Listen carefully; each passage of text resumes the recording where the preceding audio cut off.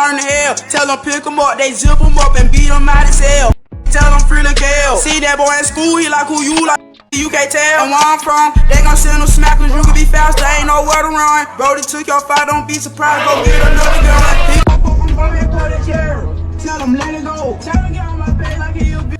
Don't have telescope. Tell them going down and move around. I give them my time. I can put that keys up in that door. The last two defendants in the deadly Atlantic Station shooting have been sentenced. Here are the two victims, 12-year-old Zion Charles and 15-year-old Cameron Jackson. Both were shot and killed at the scene. DeAndre Forston and DeRodney Russell will spend 40 years behind bars. I did speak to both parents of those victims, and they had a similar message, saying that this situation drastically changed the lives of all involved. But Cameron Jackson's mom took it a step further. She got on the stand, and while looking into the eyes of that suspect who likely pulled the trigger, killing her son, she had a message of grace. Take a listen. And I forgive you. It was a heartfelt message for Demetrius Hill, one of the 6 people charged in connection with the shooting near Atlantic Station that claimed the life of 12-year-old Zion Charles and 15-year-old Cameron Jackson. A lot of emotions. I don't know how to feel. One day I feel like I'm okay, the next day I'm not. Derica Charles is the mother of Zion, one of the children killed when the shots rang out on the 17th Street Bridge as hundreds of children were kicked off Atlantic Station property for violating the city's curfew. They're all kids. Everybody took a loss.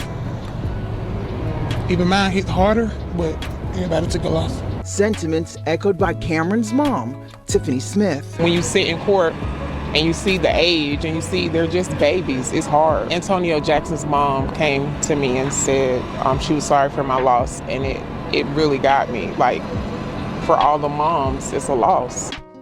They also seem to be celebrating, making gestures and talking about the shooting. All smiles and handshakes, but what you don't see is their buddy Zion. APD says 8th Street, taking his last breaths. But his group, who his mom says he snuck out to meet up with, continued on. During the train ride, they antagonized different customers. They flashed gang signs. Take one more good look. While APD says this guy is the primary shooter, this teen also opened fire and say they believe the third shooter is among the group. You understand that you'd be entering a plea of guilty under counts 1 through 6, which are violations of the Criminal Street Gang Act, each of which is punishable by up to 20 years, as well as 2 counts of the voluntary manslaughter, which also is punishable by up to 20 years. Yes, sir. Show your face. Show your face, please. With sugar on top.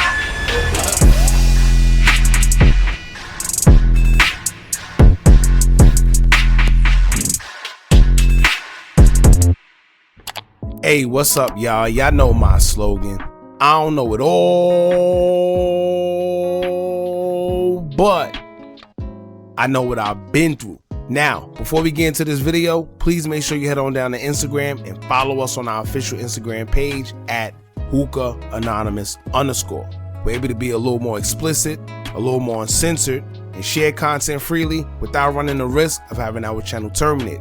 So, once again, make sure you head on down to Instagram and follow us on our official Instagram page at Hookah Anonymous _. We're almost at 100,000 subscribers, so if you like this video, make sure you subscribe and hit that bell so you're notified every time we drop new content. Now let's get into what you guys came here to see. Now, today we're going to visit a story of a young man who pretty much lost his life, but the only difference is he'll still be alive.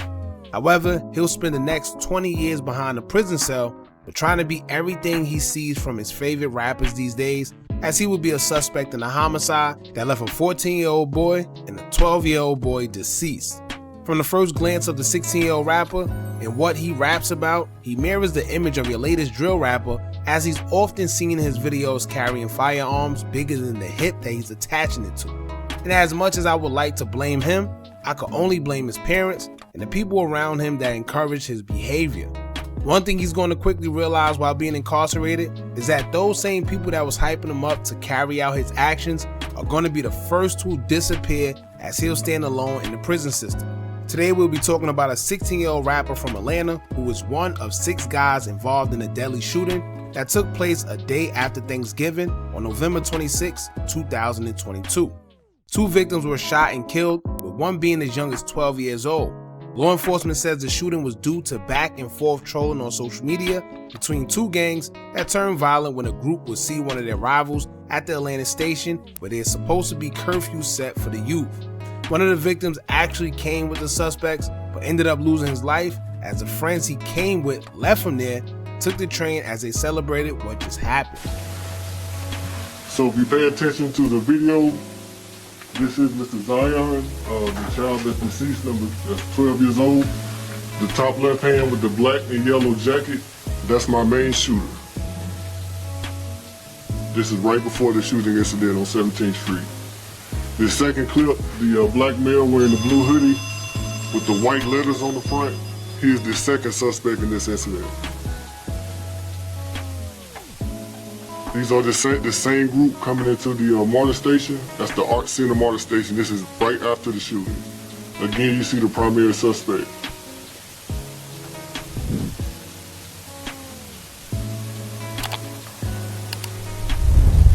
They're getting ready to board the train. They ride the train from different various locations throughout the city.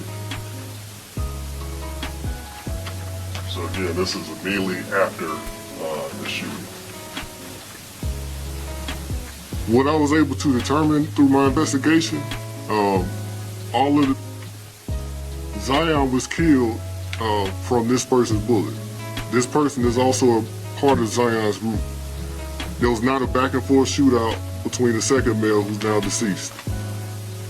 So, no, it wasn't. It wasn't. So, we have a group that was in the area, this group here. We have Cameron, who just died yesterday, riding by in the scooter. The gentleman you see here in this video pulled out a handgun, shot multiple shots, directing it at Cameron. Zion took a bullet, indirect shot meant for Cameron. So did the other victims out there. All bullets were meant directed at Cameron. Everybody else was collateral damage from his shooting directed at Cameron. They've arrested all the suspects so far, and Lil Purk was a part of that group and has been sentenced today to 20 years in prison. He will also release a statement following his sentencing, and we're going to get into all that in this video, so make sure you subscribe to the channel if you aren't already, and hit that thumbs up button so we can get this video into the algorithm and spread awareness to topics such as this in hopes of stopping our kids from dying and or going to jail. So let's dive straight into it. Today it will come out that a young rapper from Atlanta by the name DeAndre Forston, aka Lil Purk, will be sentenced to 20 years in prison. Most of us were surprised that a kid of just 16 years old will receive so much time until you hear the story and see the videos Lil Purk puts out based on the lifestyle that he was living. Lil Purk, along with 5 others, will be charged with the killing of a 14-year-old kid due to their gang affiliation. Reports will say that on November 26, 2002, Atlanta police will be called to Market Street after multiple people were reported shot around 8 p.m. Amongst the suspects are Antonio Jackson, Michael Aziz, Tony Wilson, DeRodney Russell, Demetrius Hill, and DeAndre Forston. Shortly before everything happened, the two groups were already removed by an off-duty Atlanta police officer and Atlantic Station security guards for disorderly behavior and curfew violations set by the complex. This would prompt the two groups of kids to walk the streets looking for somewhere else to go when they would spot a rival by the name of Cameron Jackson riding a scooter as they would cross the 17th Street Bridge. Someone yelled out, "There goes Cam," and that's where shots would start ringing off, where multiple people would be hit. Reports say that out of the 6 people shot, Cameron and Zion Charles would be the only 2 to succumb to their injuries. It said that Cameron suffered from a single wound to the back of his head and died instantly, while Zion passed away later that night. Out of everyone shot that night, they were all just hit in the crossfire, as the only person who was the intended target was Cameron. But get this, Zion Charles were friends with the suspects and came to the Atlanta station with the same suspects who fired the deadly shots that ended his life. It said that Zion was hit by friendly fire and lost his life in the crossfire of it all. However, watching the surveillance of after everything transpired in the MARTA station shows that none of the kids seemed to care that they left their friend behind to die as they celebrated what just happened. Zion's mom, Derica Charles, stated that Zion was supposed to be over his friend's house, but instead, he snuck to the station with his group of friends. The same group of friends that left him there as he would lose his life at only 12 years old.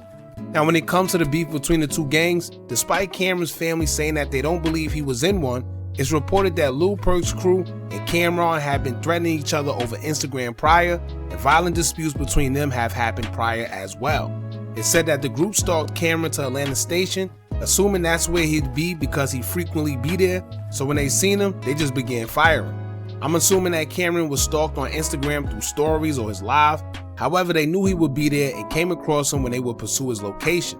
The 6 will be charged as adults for the crime, even though all of them are 16 or younger, and I think one of them being 17. They all shared different roles in the shooting, with some being more than others, and took different plea deals according to their individual involvement. They were all arrested separately. As of October 9th, 2023, APD would say they've made all 6 arrests.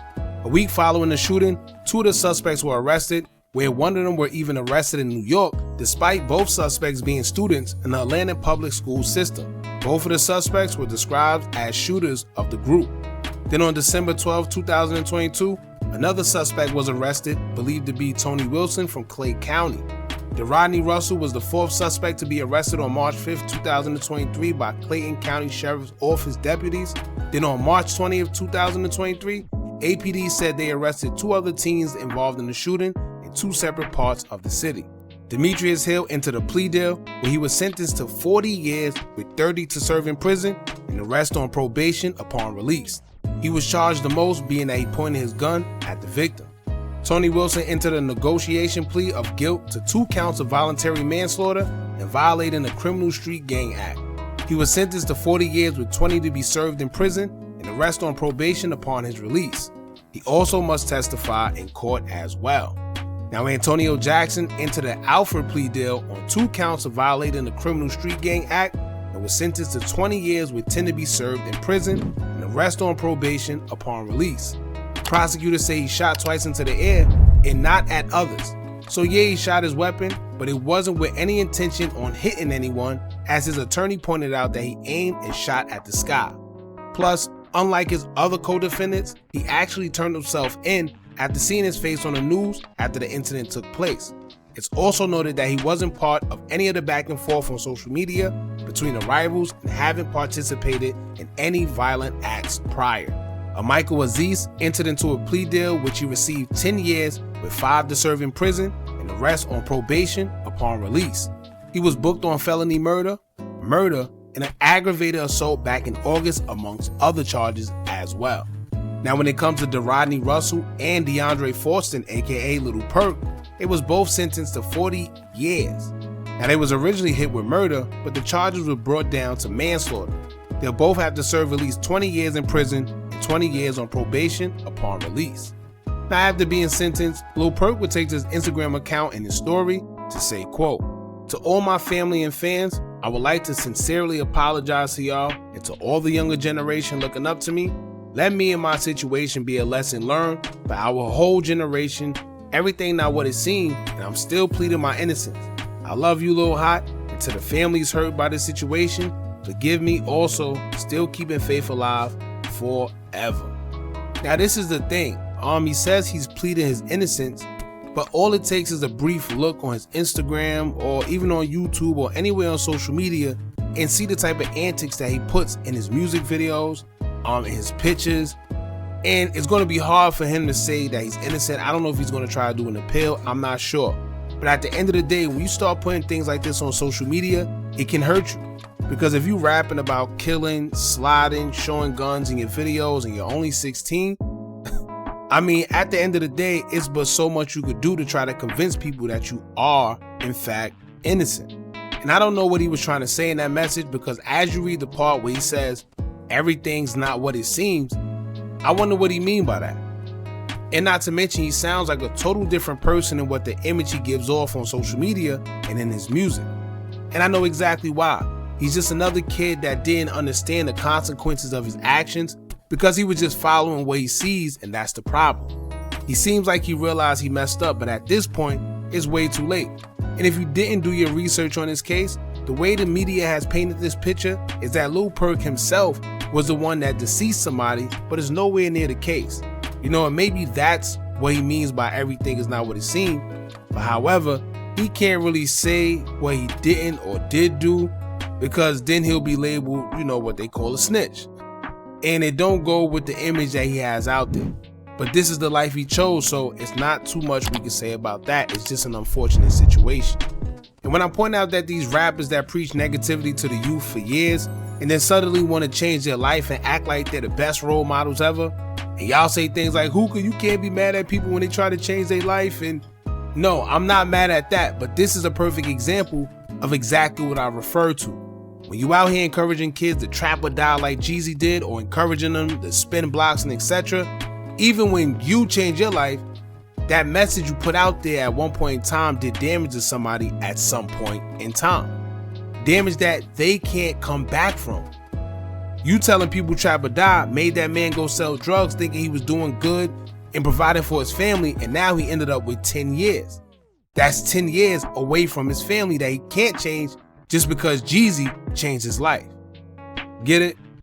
And that was my whole point. Now looking at this kid, whoever he listened to as influence to rap about what he rapped about, what they gonna tell him now? What can they tell him now? He just got 20 years at 16 years old and won't be home until he's 36 years old. And by that time, what is he gonna do? Life pretty much over. So this is the point of everything I try to express when I say that these guys may have changed their lives, and kudos to them, but a lot of the time, they done already caused too much damage within the culture and the community. The damage is done. And it's unfortunate because these kids are kids. So much that they could barely shoot. They hit a total of 6 people, with one of those people being their actual target, and they also killed their own friend in the process. So what does that say about them? Alright, so y'all jump in the comments, let me know what y'all think about this. Like I said, it seems like Lil Purk is remorseful, and you know, he now understands his actions, but he's been incarcerated for a little time now. So, you know, anytime they gotta sit down, especially being a kid, when you don't really understand what's going on, it'll do that to you. But it's a little too late for all that. So y'all jump in the comments, let me know how y'all feel about this. Don't forget to like, comment, share, and subscribe. Hit that bell so you're notified every time we drop new content. And remember, as long as you keep on watching, I'm gonna keep on dropping. I'm out.